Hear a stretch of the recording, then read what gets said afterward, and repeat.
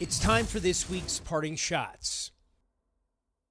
Mike Gundy was aired out by his players after being photographed in a t-shirt with the logo of One America News, a far right-wing news outlet.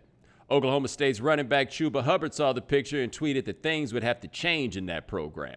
A few of his teammates tweeted support and told stories of being called thugs, threatened with being sent back to the ghetto, and other obviously racially coded insults. But people are worried about Mike Gundy's shirt?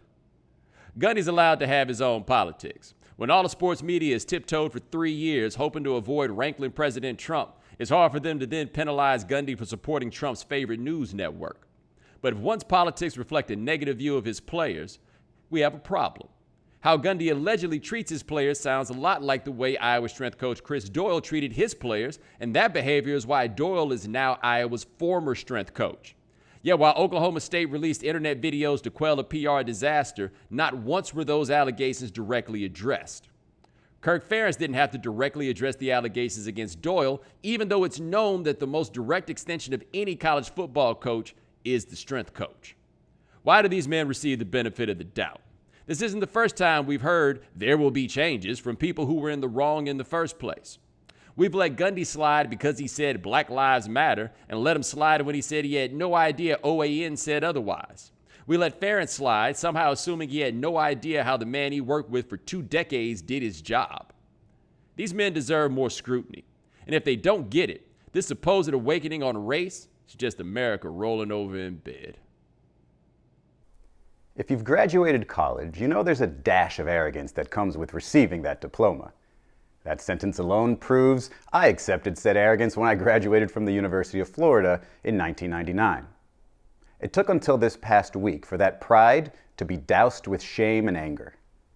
That's because higher education in the U.S. has largely failed us by allowing racist traditions to continue into the 21st century, while not properly educating its very own students on its horrific past, sports included. At UF, I use the phrase, "If you ain't a Gator, you're Gator Bait," as much as any other student. This week, the university president announced the phrase Gator Bait will no longer be used by UF athletics or the band. They're just one of many schools attempting, several decades late, to disassociate themselves with a racist history while finally educating students on the subject. Cue the overcorrection complaints. But those complaints would immediately be silenced if they, took the time to learn. Here's enough to disgust you forever. In the Deep South in the 1800s and early 1900s, black babies were used to lure alligators and crocodiles for lucrative hunting. Babies as bait. Dominic Foxworth wrote about this for The Undefeated in 2016. It hasn't been a secret. Let's keep this momentum going and remove all racist relics and terrible traditions from our schools without hesitation. Maybe then I'll start to associate pride with my school once again. 2020 is a flaming trash can. Actually, 2020 is a flaming trash can sitting inside another, even larger, flaming trash can. So declaring a winner of these past 4 months might seem impossible. But congratulations to the Houston Astros on just running away with this exact award. Now, I know, if this baseball season never actually happens, nobody wins. Unless your baseball season was going to consist of being endlessly drilled by baseballs. And I know, if this country can only vaguely address a global pandemic and racial crisis, nobody wins.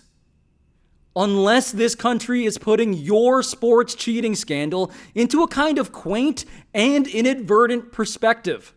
In fact, things are coming up so Astros right now that they spent their week subtweeting the Yankees, who spent their week begging federal judges to keep the details of their sign-stealing probe under seal. So to be clear, the Houston Astros have done nothing to warrant this PR bailout, let alone this victory lap. But they have discovered a key, a huge key, to surviving the dystopia that is 2020. If you are going to be a flaming trash can, be a smaller one. The national pastime, this great game. The game of the Babe and the Iron Horse, Oscar Charleston and Satchel Paige, the kids, Stan the Man and Joltin' Joe, Jackie and Clemente, Big Papi, Ichiro and Mike Trout.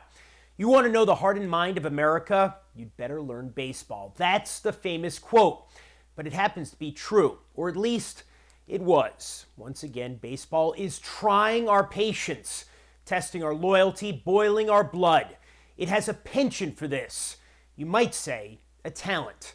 Is it really possible there won't be baseball this year? That baseball will find a way to alienate us again? Yes, definitely. It would be something completely different if baseball decided not to play because of the health risks. But the issue, of course, is money, which makes sense because, in case you'd forgotten, this is a business. So don't get sentimental about it. If baseball doesn't figure this out, there are those who say the game is finished, kaput, that it will never recover. But that's wrong too. No matter how hard baseball tries to repel us, we always come back. That's the problem. The game is too great, too perfect to perish. Thank you for watching ESPN on YouTube. For live streaming sports and premium content, subscribe to ESPN+.